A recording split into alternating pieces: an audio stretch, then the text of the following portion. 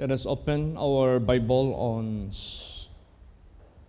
Psalms 116, verse 17. Praise the Lord. I will offer to thee the sacrifice of thanksgiving and will call upon the name of the Lord. Yan. Kanina, habang nagpray ako ng 9 o'clock, unang bungad lumabas sa bibig ko sa prayer, sinabi ko na, Lord Jesus, salamat po na pinapakain mo ako.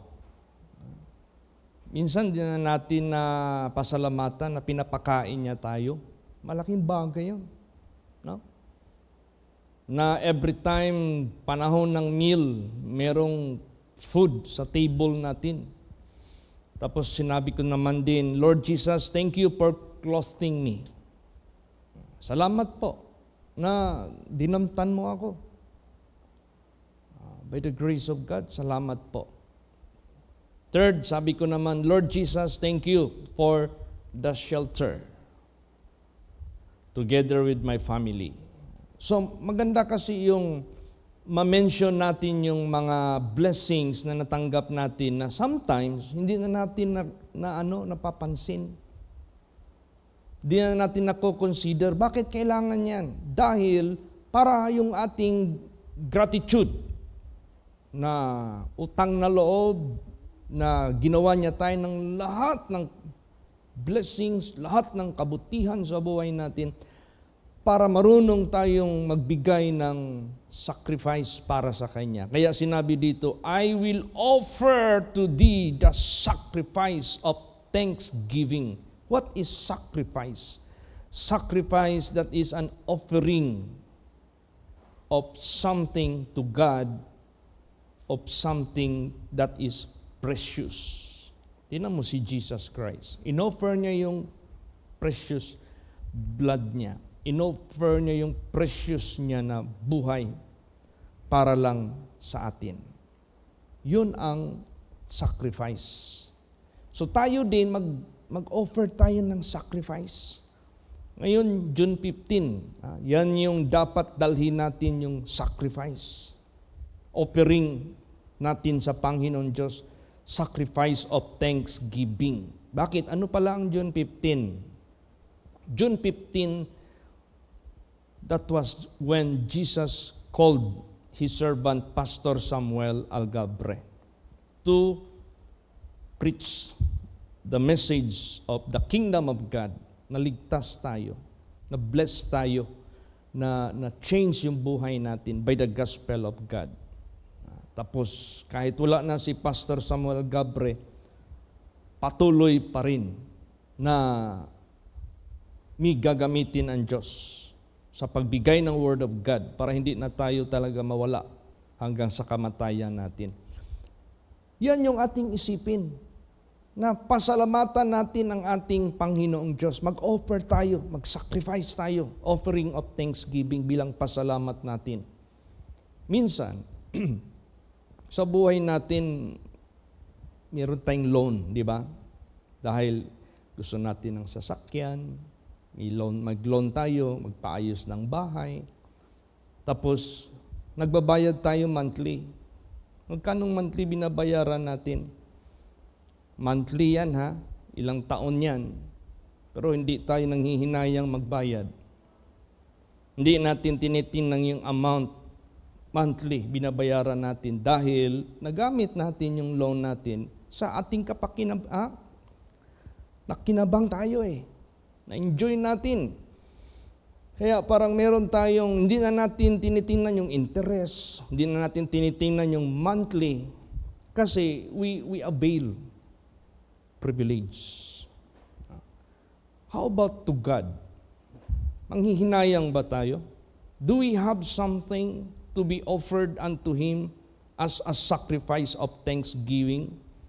Is that precious na ating ino-offer sa Kanya, o baka maliit lang ng bagay nanghihinayang pa tayo. Maliit lang ng bagay na makaya nating ma-offer para bagang mabigat na sa atin. Kaya nung nag-pray ako kaninang sabi ko, Jesus, nagkuha agad ako ng note ko. Ito siguro yung bigay mo sa amin ngayong Friday na Kasi umaga pa lang paggising ko pa lang, pinipray ko na, Lord, Friday ngayon, speak to us. Mag-devotional kami mamayang umaga, speak to us. Hiningi ko na yan kay Jesus Christ. So yung pag-pray ko ng alas 9 kanina, para bagang pagsabi ko, Lord, salamat, pinapakain mo ako kasama ng pamilya ko. Salamat, dinamtan mo ako kasama ang pamilya ko. Salamat po, you gave us shelter, comfortable room, comfortable CR, nice clothing. Salamat. Yung pagsabi ko, salamat, sabi ko, how grateful I should be to Him. Dapat maging grateful ako sa Diyos. So ito na yung mag-offer tayo ng sacrifice of thanksgiving ngayong June 15. Huwag tayong manghinayang. Kung ano yung precious para sa atin na ating i-offer sa Panginoon bilang pasalamat sa Kanya. Gawin natin ito ng buong puso. Praise the Lord! Bakit walang nakahold kay Jesus Christ na magpakatawang tao? Bakit walang nakahold sa Kanyang pagbisita sa atin? Because He valued us. Yung precious blood niya, in-offer niya. He made Himself as a sacrifice for our atonement of our sin, redemption of our soul. So, in return, yung ating maibalik sa Kanya, kaya kailangan talaga tayo mag-offer ng sacrifice of thanksgiving. Praise the Lord. At alam mo, masaya ba yan ang Diyos? Madama kaya ng Diyos? Pag ginagawa natin ito, I will offer to thee the sacrifice of thanksgiving. Hindi kay pagdating ng June 15, pag nagmi-meeting, halos bawasan, halos babaan. Samantalang monthly, meron tayong binabayaran na ganitong amount, hindi natin yan tinitingnan. Kasi nakinabang tayo sa hiniram natin. Enjoy pa tayong magbayad kasi next makahiram na naman tayo. How about to our God? Do we have any sacrifice? Do we have any precious and valuable things na i-sacrifice natin, i-offer natin? Once a year, June 15, nagsiselebrate tayo. Let us give our best to the Master. Kung lahat lang ng kongregasyon, ganun lang ang isip at puso, sabihin ko po sa inyo, masaya ang Diyos. Lalo tayo niyang pagpapalain. Lalo niya tayong kaawaan. Praise the Lord. Praise the Lord. Tapos sabi niya dito, and will I call upon the name of the Lord. Why? After offering sacrifice of thanksgiving to Him, why you will call again unto Him? Bakit ka tatawag ka sa Kanya? Meaning to say, na na-establish na ang relationship natin sa Kanya. So we have to be thankful to God. We have something to offer as a sacrifice of thanksgiving. Then we will continue our good relationship with Him. Let us not stop calling upon God. Di na yan mahinto because as we call Him, He answer us. As we ask Him, He give to us. Di na yan mahinto. Kaya yung ating, kung meron man tayong pakitaan ng pinakamalaking utang na loob, gratitude, that we might offer sacrifice of thanksgiving, doon natin gawin sa Diyos, sa buhay na Diyos. Praise the Lord. Babasahin natin ang 1 Chronicles 16:34. Praise the Lord. Oh, give thanks unto the Lord, for He is good, for His mercy endureth forever. Yes. Oh, give thanks unto the Lord, for He is good, for His mercy endureth forever. Pasalamatan natin ang Panginoon dahil mabuti siya. Bakit mo nasabi mabuti ang Diyos? Dahil ang kabutihan niya na dumating sa buhay mo. Di ba sinabi diyan, behold the goodness and the severity of God. Kung merong goodness ang Diyos, meron ding pagkabangis sa Diyos na pwede niyang ipaangkin sa mga tao sa mundong ito. Goodness if you continue in His goodness.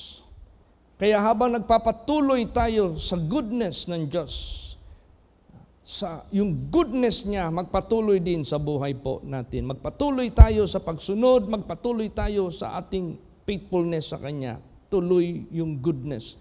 Kaya nga, sinabi dyan, for He is good.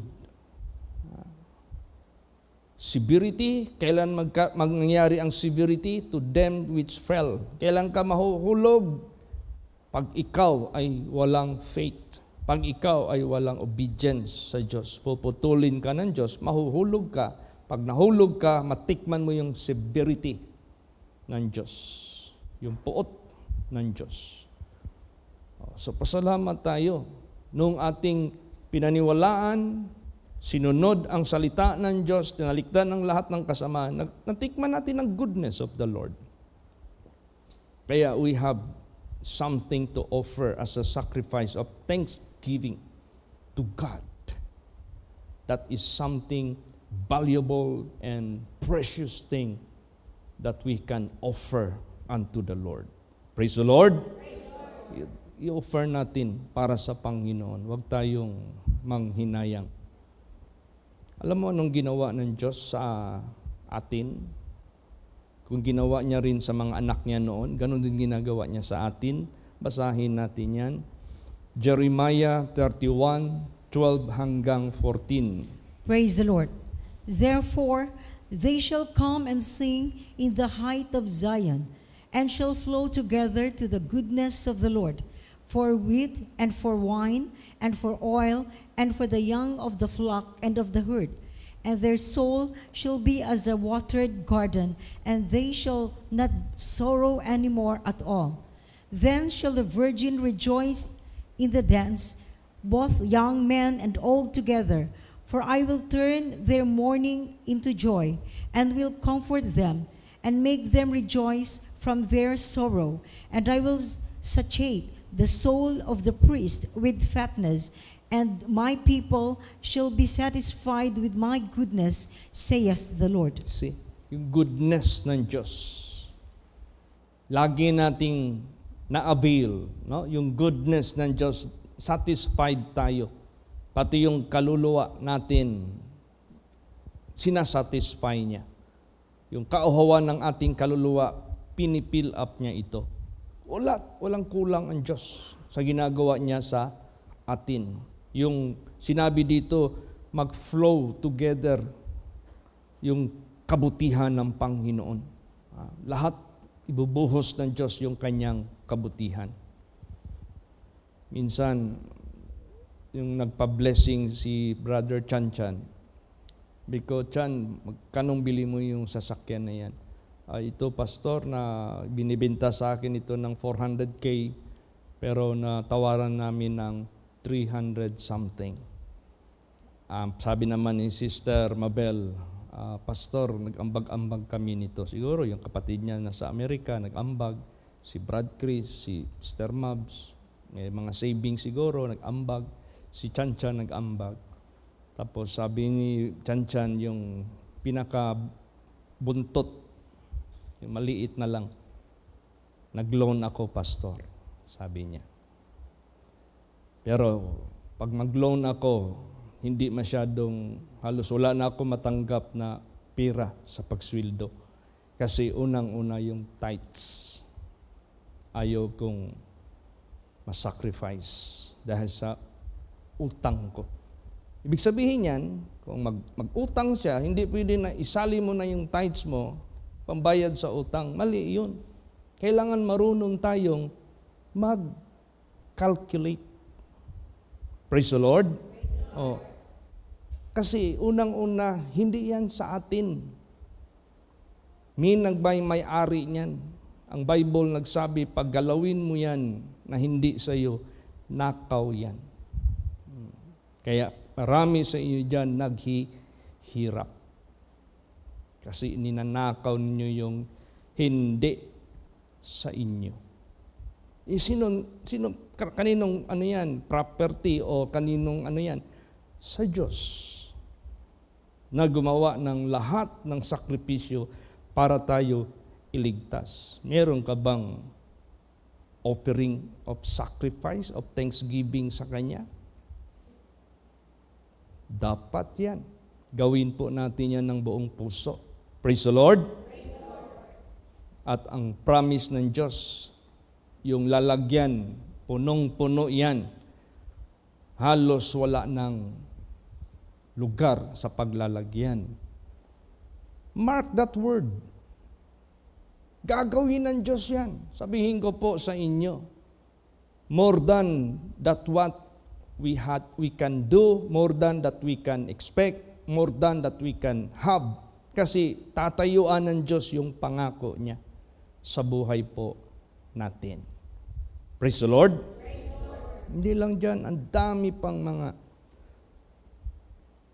statutes ng Diyos, commandments ng Diyos. Pinakalis lang yan, kumbaga pa. Marami pa na dapat nating i-observe, sundin lahat sa buhay po natin. Kaya salamat tayo sa ating Panginoong Diyos na tuloy-tuloy. Basahin pa natin ang Isaiah 51 verse 11. Praise the Lord. Therefore the redeemed of the Lord shall return and come with singing unto Zion, and everlasting joy shall be upon their head. They shall obtain gladness and joy, and sorrow and mourning shall flee away. Yan. Sino yun? Yung mga redeemed. Pag sinabing redeemed, nakuha ka na sa kasamaan, kalikuan, kasalanan mo. Hindi ka na nakikita doon sa kamalian, disobedience. Shall return. Ibabalik ka ng Panginoong Diyos unto Him.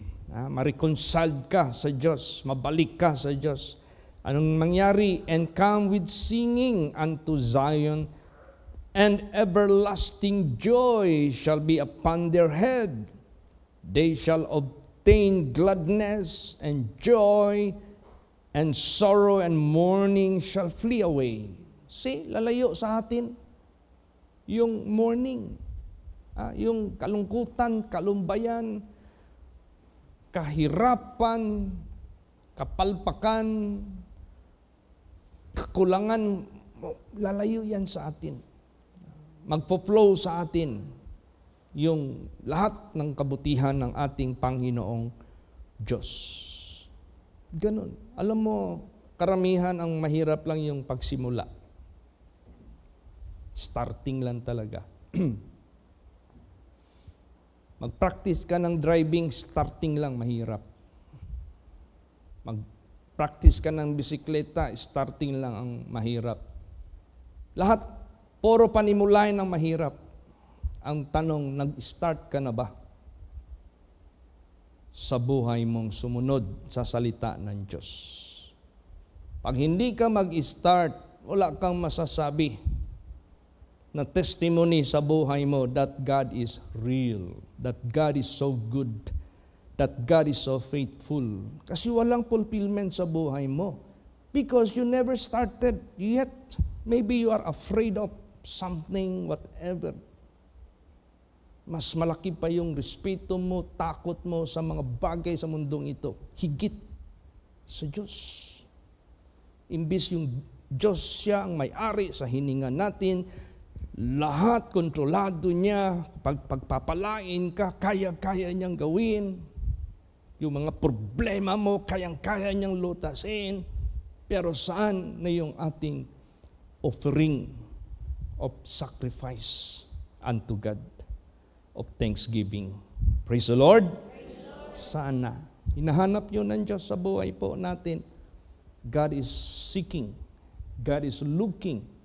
from us. Hinihingi iyan ng ating Panginoong Diyos. Imagine, therefore the redeemed, past tense yan, of the Lord shall return and come with singing unto Zion, and everlasting joy shall be upon their head. What is everlasting? Upon their mind, upon their thought, upon their head, because there is everlasting life that is already packaged if you believe God. And that is the most important na gusto ng Diyos, hindi mawala sa buhay po natin. Praise the Lord. Praise the Lord. Ganun. You must have something to tell about His faithfulness, His greatness, His power. Lahat. You must have something to tell the world, to tell the people of the world. You experience it. Bakit na-experience mo yan? Because you obey God. Because you offer sacrifice of thanksgiving to God. Praise the Lord. And you call upon God. Meaning to say, pag sinabing you call upon God, your sustenance depending from God. So, ang pag-sustain, patuloy na hindi na mapuputol sa buhay mo na support galing sa langit, galing sa Diyos. Hindi na yan mapuputol. Therefore, I call upon the Lord. Non-stop. Praise the Lord. Praise the Lord. Non-stop. Tingnan mo yung gripo. Pag naputol yung supply, walang tubig dito. Tingnan mo yung kuryente. Pag naputol yung linya, wala. Ganon sa buhay natin. Pag naputol yung ating obedience sa Diyos, putol ang mga pangako ng Diyos sa buhay natin. So obedience is a must. Faithfulness is a must. Yun ang pinaka-important. Yun ang problemahin natin. Huwag kang matakot, maproblema dyan sa... Ang problemahin natin, maputol yung ating connection sa Diyos. Pag na-solve natin yan, by humbling ourselves, by obeying His statutes and His commandments, sabihin ko po sa inyo, takot ang problema sa buhay mo. Takot sila kasi tataluhin sila ng Diyos mo. Praise the Lord! Hindi kayo ikaw ang takot sa problema, ikaw ang takot sa... Takot ka. Hindi ka doon sa Diyos. Tumatawag. So obey God. Bakit? Ikaw, alam mo wala kang load. Mag-attempt ka ba magtawag? Alam mo naman wala kang load. Para kang loko-loko. Anong ibig sabihin? I will call upon the Lord. Kasi alam mo, nagsusunod ka sa Kanya, obedient ka sa Kanya. Alam mo, sasagutin ka ng Diyos. Kaya tumatawag ka sa Kanya. You have the privilege to call upon the Lord. Praise the Lord. Kasi faithful ka, obedient ka sa Kanya. Yun ang unahin nating lutasin. Pag yan ay inuna natin yan, sabihin ko po sa inyo, takot ang problema sa buhay mo. Takot sila. Lahat ng pangailangan, takot sila.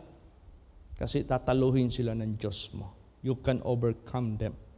Gawin ka ng Diyos na overcomer. Importante ito eh. We must have the testimony of the living God. Praise the Lord. Praise the Lord. Kailangan natin ito. Anong palang purpose ng worldwide mission? Tatayo lang tayo sa kanila kung ano-ano lang sabihin natin sa kanila. Hindi. We will be revealing the act of God sa buhay natin, how He blessed us, how He changed our lives, how He molded us, how He made us holy, how He made us obedient children of God. Diba? The wrath of God shall be upon the children of disobedience. Wala na yung disobedience na spirit sa buhay natin. Tinapo na yon. Kasi alam natin yung wrath of God nandyan. So, gusto ng bakit, Pastor, yung iba hindi matakot mag-disobey? Anong sinabi ng Bible? Because the judgment of God is not executed immediately. The heart of man is set to do evil. Hindi maghinto. Akala nila okay lang. No, hindi po okay yan. God is slow to anger, but great in power. So, obedience. Para marami tayong testimony sa buhay natin. Hindi pwede na wala tayong ma-declare about God, about His power, about His promises na natupad sa buhay mo. We are living testimonies. We have to declare this to the people of the world. Praise the Lord. Basahin natin yan. 1 Chronicles 16, verse 8. Praise the Lord.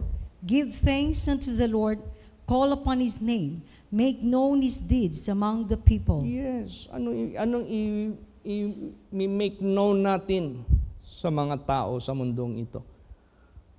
Kung hindi mo natikman yung kabutihan ng Diyos, yung kagandahang loob ng Diyos, yung faithfulness ng Diyos sa lahat ng kanyang mga pangako.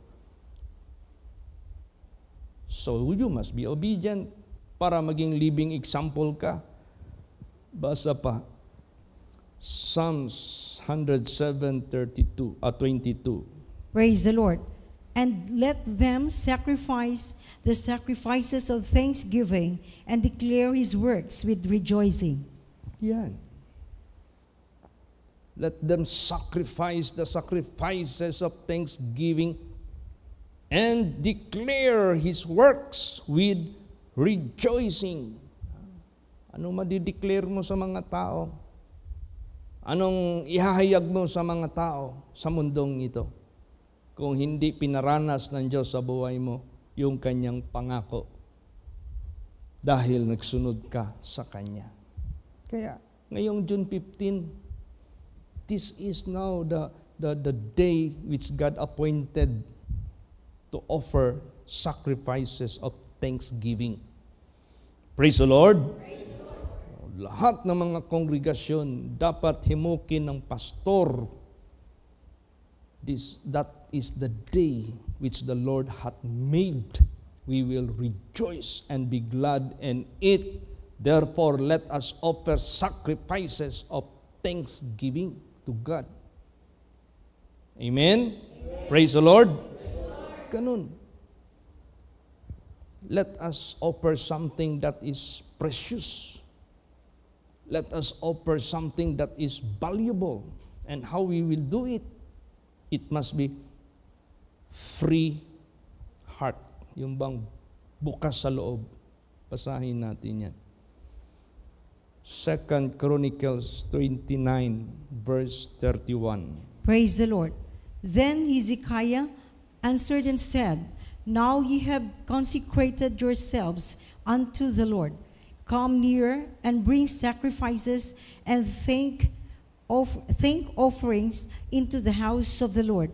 And the congregation brought in sacrifices and thank offerings, and as many as were of a free heart burnt offerings. Yan, free heart brought sacrifices and thank offerings. Diba? Nagdala sila. Nagpresent sila ng offerings, pasalamat, sakripisyo, pasalamat para sa Panginoong Diyos. And as many as were of a free heart, burnt offerings. Yung talagang bukas sa loob, bukal sa loob. Amen? Praise the Lord. So dapat lahat ng mga pastors sa buong kongregasyon ng buong mundo, dapat himukin ang lahat ng mga membro at gawin mo yung ihimplo yung sarili mo that you must have something to be offered on that day. Para wala ng registration, wala ng bigat sa pag-ambagan. Bakit? Kailan mabigat ang ambagan? Pag kanya-kanyang tago, kanya-kanyang kuripot, kanya-kanya.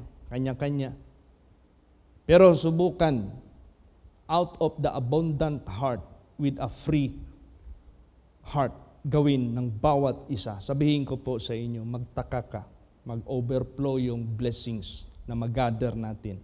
Sabihin natin, wow, this is more than enough for our celebration. Praise the Lord. Hindi kayo magbilang. Hindi nga nagbilang ang Diyos sa hininga na binigay niya sa atin. Punta ka sa ospital, bilangan ka daw doon dalhin ka doon sa ICU, bilang yung doon, bayad. Oxygen, perting mahala. Lahat. Hindi nagbilang ang Diyos sa buhay natin. Kaya kanina, pag sabi ko, Lord, thank you for giving me food. Bakit ko kaya sinabi yun? Appreciate. Be thankful. Lord Jesus, thank you for clothing me. Appreciate. Jesus, thank you for sheltering me. Appreciate. Jesus, thank you for the strength. Appreciate lahat. So, because parang ang gusto iparating ni Jesus sa akin at sa lahat, let us offer sacrifice of thanksgiving. Praise the Lord. Praise the Lord. Offer tayo. Yan ang pinaka-importante sa buhay natin. At sabihin ko po sa inyo, maging masaya ang Diyos pag ginawa natin yan. Hindi pag sabi ng presidente natin sa local, mag-pledge tayo. Merong hindi sumusunod. Merong hindi tumutupad. Pero hindi napi-fail yung sarili niya. Hindi pwede. Huwag mong i-fail. Alam mo yung promise natin kay Lord Jesus Christ? Gawin talaga natin yan. Maaari lang with abundant love para sa Kanya. Basahin natin. Jonah 2 verse 9. Praise the Lord. But I will sacrifice unto thee with the voice of thanksgiving.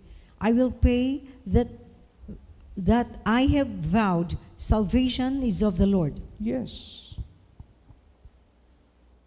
I will sacrifice unto you the voice of thanksgiving. I will pay that I have vowed. Salvation is of the Lord. Ganun. Huwag nating parang inaangkin ba natin yung binibigay natin at nanggaling sa atin yan. Hindi ho. Ultimo yung binibigay natin, hindi yan galing sa atin. Bigay yan ng Diyos. Tapos, the more we give, the more God will give us more and more. Lalo't na ang Diyos, unlimited. Praise the Lord. Minsan kasi nakalimutan ba? Nalimtan. Pag-abot sa panahon nga mag-celebrate ni bahag ang hunahuna, ni bahag ang gugma, ni bahag ang ikob, murabag. Feel mo na ang bigat ng loob. Wag nating hayaan na mabulagan tayo. Kaya nga yung last dito, salvation is of the Lord. What is salvation? You know what salvation is? Palagay natin, punta ka ng Dubai. Doon mo makita yung Palm Island sa Dubai. Ano yung Palm Island na yan? Artificial island na pinorma ng palm. Ang meron dyan yung mga villas, meron dyan mga mansions, meron dyan lahat ng mga high-tech na high standard of living. Saan pa? Punta ka ng China. Ay nako, ang dami na doong mga kababalaghan na mga ginagawa nila na mga proyekto na akala mo iba na talaga ang kanilang intellectual. Ultimo trend pumapasok na doon sa loob ng building. ultimo train, nag-i-speed na ng parang eroplano na kasi magnetic na lang ang dala. Hindi na dumidikit yung train sa release. Naka-floating na siya. Kaya, bilis. Ang mga daan from mainland to somewhere, to an island, dito na magdaan sa ilalim ng dagat. Naka-tube na yan. Daming mga ano. And what is salvation? Salvation is eternal glory, eternal riches, eternal glory. Ano mang invention sa mundong ito, the Bible says, no city that is permanent. There is no city that is permanent here on earth. That is why we seek a city whose builder and maker is God. And salvation belongs to God. If God will not grant it to us, may magawa ba tayo? Oh. Ngayon habang na-realize natin that salvation belong to God, kuripot patastan ng kuripot, dalo patastan ng dalo, gahi patastan ng gahi, mag-offer og sacrifice as thanksgiving to God. Yan ang nakita ko na hindi napapractice sa atin. Sabihin ko po sa inyo. Praise the Lord. Dapat nga ngayon bawat kongregasyon masaya nang magpadala ng report. Oh, praise the Lord, kami dito na kongregasyon, ganito ang aming offering sa June 15, bulto. Kami naman dito, bulto, kasi masagana lahat kami dito, magpasalamat sa Panginoon. Kami din. Di kayo murmuring, complaining, bilangan. No. Let us stir up to offer sacrifice of thanksgiving because salvation belongeth unto the Lord.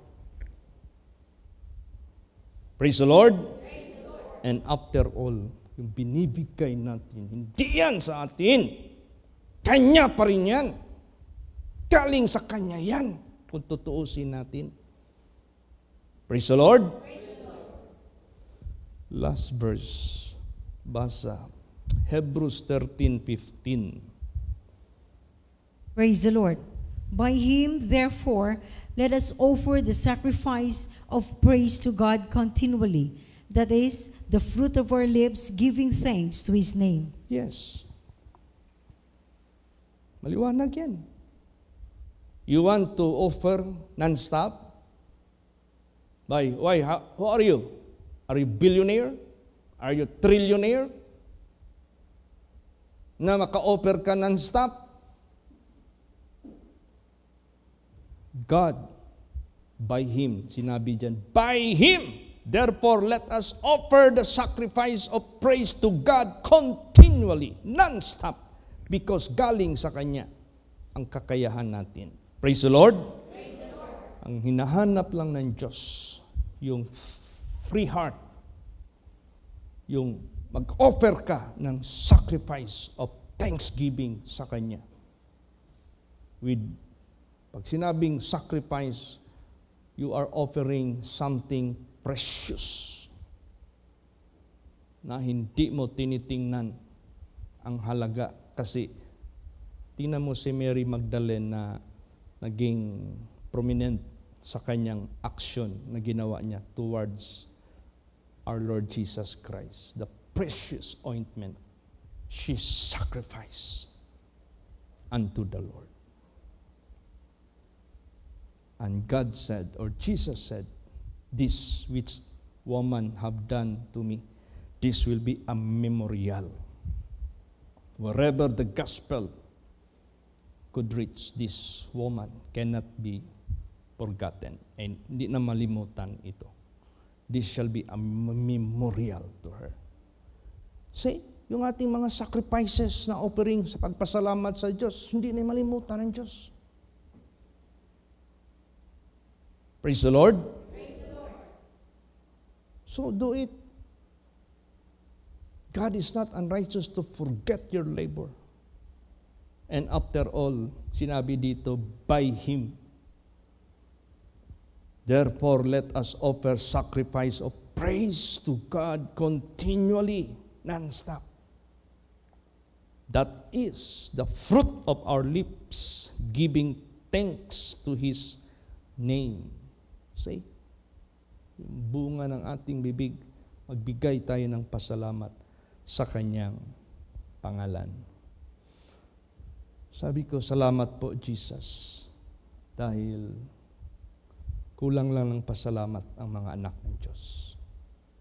Kulang lang ng sacrifice, offering of thanksgiving. Kulang talaga. Nalimutan na. Pabook mo ng bakasyon, walang panghinayang. Pabook mo ng saan yung walang di man masama siguro yung sa pamilya mo, isama mo kung saan. Pero yan lang, huwag nating gawin na pag sa Panginoon na sa selebrasyon na para kang nibahag ang imong nahuna, imong kasing-kasing. Pertigid nimong kuriputa, kay pertigid nimong panghinayang sa imong mahatag. Murakag ka ng giparusahan sa pagbuhat ni anak. That's wrong. Do it freely. Kasi hindi lang bakasyon ang ginastusan mo na inupiran mo. Salvation. Hindi lang for the meantime yung sustenance ng Diyos ibibigay sa iyo. Continuously yan. Praise the Lord. Siya yung pinakabigyan natin ng karangalan, kapurihan, kaluwalhatian. Dapat pakita natin, masaya tayong lahat na maghandog. Hindi kay, bawasan mo kaya ito. Sige daw, ikumpara mo yung buhay mo noon at ngayon. Nag-increase ka, nag-decrease. Hindi nagkulang ang Diyos sa iyo. Ngayon, pag sa Panginoon na, mag-decrease tayo. Hindi ba masakit yun para sa Panginoong Diyos? Hindi tayo marunong magpasalamat sa Kanya. Tapos maliwanag dito. Anong sinabi dyan? I will sacrifice unto you with a voice of thanksgiving. I will pay yung pledge natin that I have pledged. Salvation is of the Lord. I attained the salvation by Him. Therefore, I honor Him with all my substance and my being. Praise the Lord. Praise the Lord. Ganun. Kailangan talaga. Para lahat ng kongregasyon, masagana lahat. Magbigay. Masagana lahat. Hindi kayo magtinginan, magkano ibigay, ipantay ko lang. Huwag kang tumingin sa kapwa mo. You must have your own sacrifice. You must have your own consideration. How God bless you. How God prospered you. How God give you all the privileges. Tapos, you offer sacrifice that is something precious and valuable unto God. Amen? Amen. Praise the Lord. Praise the Lord. Tapos, hindi yan ginawa mo between man to man. Ginawa mo yan between you and your God. Sabihin ko sa inyo, hindi ka hiwalayan ng Diyos. Pangako yan ng Diyos. Kaya, hindi na mahinto yung pag-offer mo sa Kanya. Hindi na yung mahinto. Siya yung source Kaya, to God be the glory. Tandaan natin yan. Huwag nating kalimutan. So, I will offer to thee the sacrifice of thanksgiving. I will call upon the name of the Lord because He is the source of everything. And without Him, I don't have any to offer. I have something to offer because of Him. Because of Him, I have done something to offer. Meron na akong nagawa na nahandog sa Kanya. Therefore, I will not stop calling the Lord because He is my source. Ganun ang totoo sa buhay po natin. Kaya, ingatan natin yung non-stop good relationship with God by obedience. Praise the Lord! Huwag natin gawing bad shot yung buhay natin sa Panginoong Diyos. And that is the reason why napipigilan ang mga kabutihan ng Diyos sa buhay ng ninuman sa atin. Gusto mo yung release ng kabutihan ng Diyos? Buhos, mag-flow sa buhay mo? Then, pakitaan mo siya na ibuhos mo talaga yung iyong pananampalataya, pag-ibig at pagsunod sa kanyang mga commandments, sa kanyang mga statutes. Buhos mo. Huwag kang mag-alinlangan. Buhos din ng Diyos ang kanyang pangako sa iyo. Iba pa naman ang Diyos. Pag siya ang gumawa, the Bible says, no one can disannul. No one can turn it back. Wala nang makakapigil yan. Kaya nga the Bible says, God will not withhold any good thing to them that walk upright, because God hath pleasure in the prosperity of His servants. Masaya ang Diyos sa prosperity ng kanyang mga servants. Kasi doon niya pinapatunay, pinapakita sa kanilang paglilingkod sa Kanya ng buong puso. Yung pangako ng Diyos, doon niya i-demonstrate. Doon niya ipupulfill. Hindi lang yan, lalot na doon.